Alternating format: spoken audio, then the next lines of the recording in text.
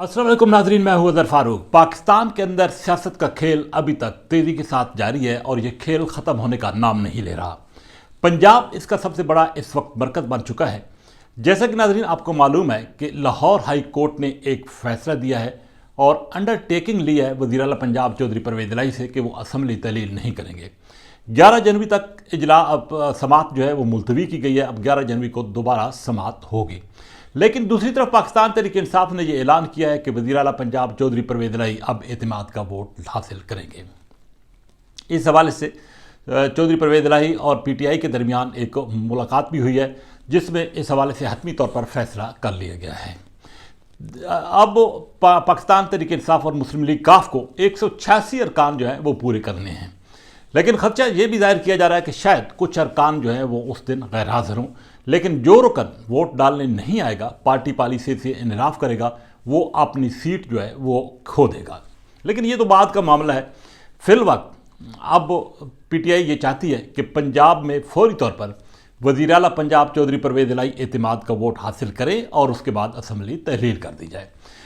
कुछ पीटीआई के लोग जो है वो दबे दबे लफ्ज़ों में ये भी कह रहे हैं कि शायद लाहौर हाई कोर्ट में जो अंडरटेकिंग दी गई है वो नहीं देनी चाहिए थी, उस पर इत्तेफाक नहीं कर रहे।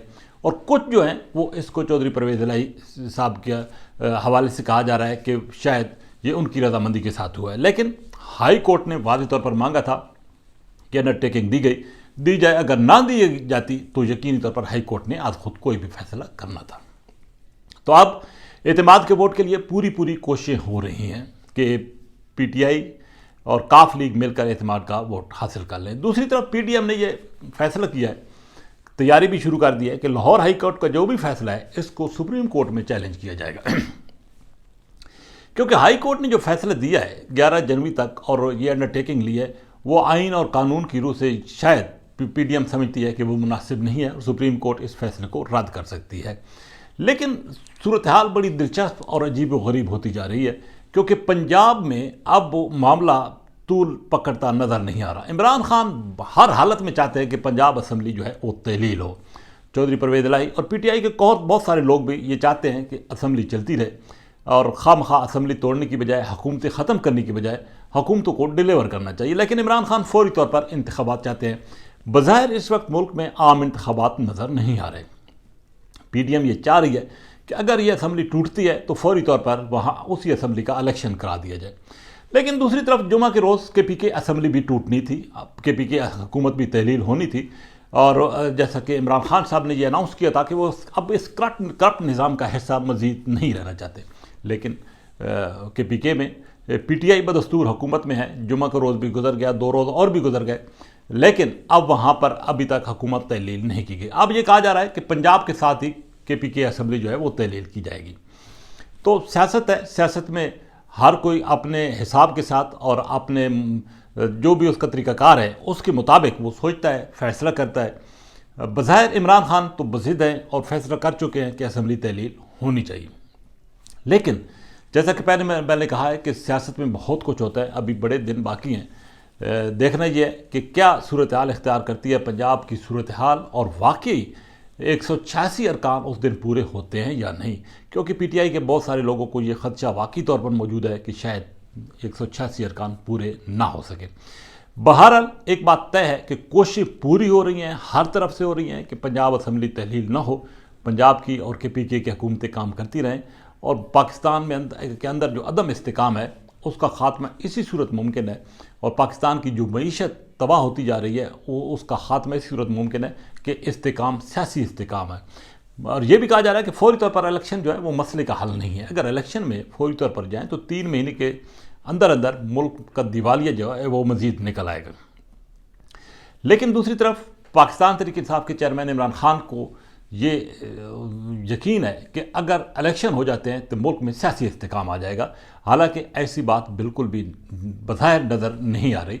अगर इलेक्शन हो भी जाते हैं तो रिज़ल्ट का कोई पता नहीं है, नताइज के बारे में कुछ नहीं कहा जा सकता। पाकिस्तान के अंदर, पाकिस्तान में माजी में भी अक्सरियत किसी और की होती थी तो हुकूमत किसी और की बन जाती थी। अक़लियत को अक्सरियत में, अक्सरियत को अक़लियत में माजी में बदला रहा गया है।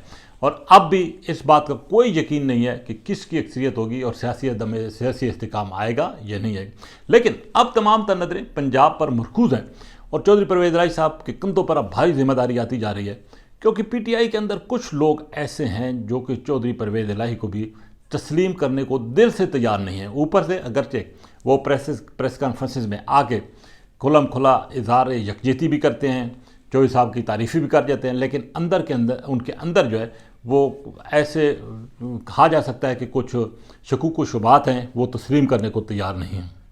یہی صورتحال کاف لیگ کے اندر بھی ہے۔ وہ بھی پی ٹی آئی کے کچھ ایسے لوگ ہیں جن کو کسی طور پر بھی اچھا نہیں سمجھتے، اور ان کا خیال ہے کہ عمران خان اور کاف لیگ کے درمیان جو دوریاں پیدا ہو جاتی ہیں اس کی بنیادی وجہ بھی یہ ہے کہ پی ٹی آئی کے اندر وہ ایسے عناصر موجود ہیں جو کہ وہ سمجھتے ہیں کہ چودھری پرویز الہی ان کی سیاست کے لیے خطرہ بن سکتے ہیں مستقبل میں۔ اس بات میں کوئی شک نہیں ہے کہ مونس الہی جس طرح عمران خان صاحب کی قربت حاصل کر چکے ہیں، بہت قریب ہو چکے ہیں، تو وہ مونس الہی جو ہے ان کی سیاست کے لیے آنے والے دنوں میں یا آنے والے وقتوں میں خطرہ بن کر ابھر سکتے ہیں۔ بہرحال جیسا کہ پہلے میں نے کہا ہے کہ سیاست ہے، سیاست میں سب کچھ جائز ہے، دیکھنا ہے کہ آنے والے دن کیا صورت اختیار کرتے ہیں۔ لیکن اب عمران خان نے جو دوسری حکمت عملیات تیار کی ہے اس پر عمل درآمد ہونے جا رہا ہے کہ وزیر اعلیٰ پنجاب چودھری پرویز الہی اعتماد کا ووٹ لیں، اور اعتماد کا ووٹ لینے کے ساتھ ہی وہ اسمبلی تحلیل کر دیں۔ بہرحال 11 جنوری تک ابھی ٹائم ہے۔ 11 جنوری کو اس بات کے قوی امکان ہے کہ پنجاب کی قسمت کا فیصلہ جو ہے وہ ہو جائے گا۔